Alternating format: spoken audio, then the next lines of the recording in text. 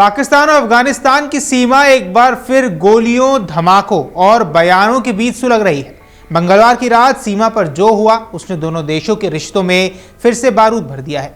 रात भर चली गोलीबारी में दर्जनों सैनिक और नागरिकों की जान चली गई और सुबह होते होते सीमा का आसमान फिर धुएं से भर गया।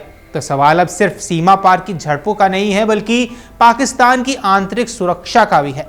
आखिर देश के भीतर क्या इतनी असुरक्षा का माहौल बन चुका है कि हर कुछ दिन में सीमा पर जंग जैसे हालात पैदा होते हुए नजर आ जाते हैं। नमस्कार, आप देख रहे हैं अमर उजाला। मैं हूं आपके साथ साहिल सुयाल और आज इसी मुद्दे पर चर्चा करने वाले हैं।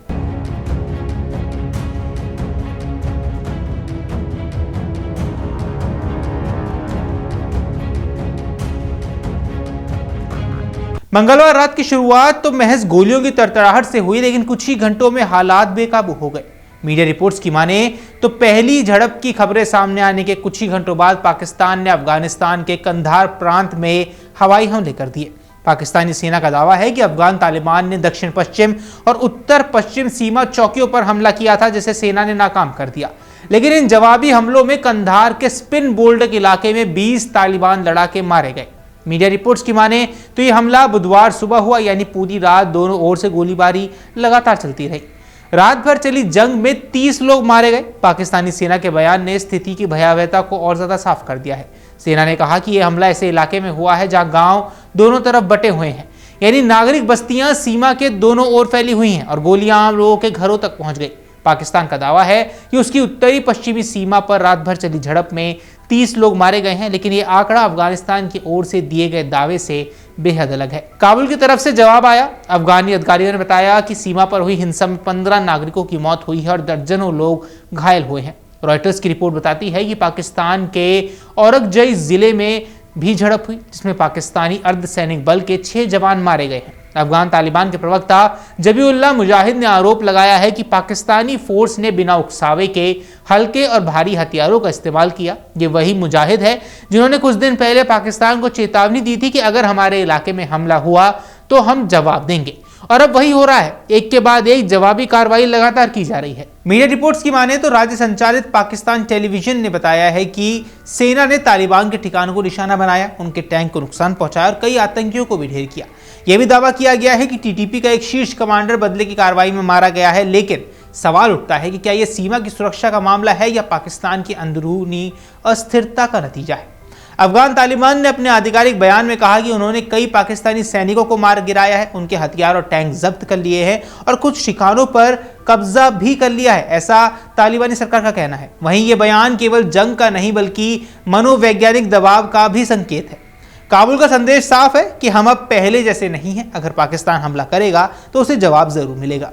पिछले कुछ महीनों में पाकिस्तान की सीमा पर तनाव बढ़ता गया है, लेकिन हर बार यह सवाल उठता है कि क्या यह समस्या सिर्फ सीमा पार की है या फिर पाकिस्तान के भीतर तहरीके तालिबान पाकिस्तान यानी कि टीटीपी जैसी आतंकी ताकतों ने उसे आंतरिक सुरक्षा को इस कदर कमजोर कर दिया है कि अब हर दिशा से उस पर खतरा मंडराना शुरू हो गया है। सेना और सरकार की नीतियों में असमानता, राजनीतिक अस्थिरता और आर्थिक संकट ने पाकिस्तान को भीतर से झकझोर कर रखा हुआ है। विश्लेषक मानते हैं कि जब किसी देश के भीतरी व्यवस्था कमजोर पड़ जाती है तो वह बाहर के दुश्मनों को नियंत्रित नहीं कर पाता, और पाकिस्तान शायद इसी दौर से गुजर भी रहा है। पिछले सप्ताहांत भी दोनों देशों के बीच भारी झड़प होने की खबरें सामने आई थी। अफगानिस्तान ने दावा किया है कि उसके हमलों में 58 पाकिस्तानी सैनिक मारे गए हैं, जबकि पाकिस्तान ने संख्या 23 बताई है और कहा है कि उसने 200 तालिबानी लड़ाकों को ढेर किया है। इस झड़प के बाद दोनों देशों की सीमा चौकियां 12 अक्टूबर को बंद कर दी गई, यानी स्थिति इतनी गंभीर हो गई है कि सीमाएं अस्थायी रूप से नो मैन लैंड बन चुकी हैं। तो ऐसे में सवाल उठता है कि क्या पाकिस्तान अपनी सुरक्षा संभाल पाएगा।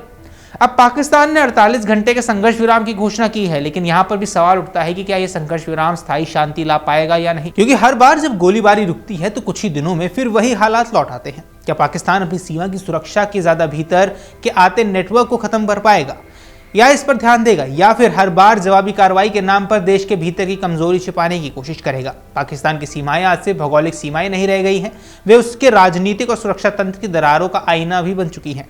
कंधार से लेकर कुर्रम तक गोलीबारी की हर आवाज पाकिस्तान से बस एक ही सवाल पूछ रही है कि जब बाहर के दुश्मन अंदर के हालात का फायदा उठा रहे हैं तो असली खतरा कहां है, सीमा पार या खुद इस्लामाबाद के भीतर। अब इस पर आपकी जो कुछ भी टिप्पणी है, जो कुछ भी राय है और आप क्या सोचते हैं इस बारे में, हमें कमेंट बॉक्स पर जरूर बताएं।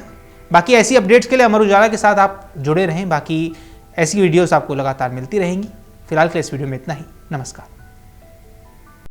अगर आप ये वीडियो YouTube पर देख रहे हैं तो हमारे चैनल को सब्सक्राइब कर बेल आइकन दबाएं और Facebook पर देख रहे हैं तो हमारे पेज को लाइक करें।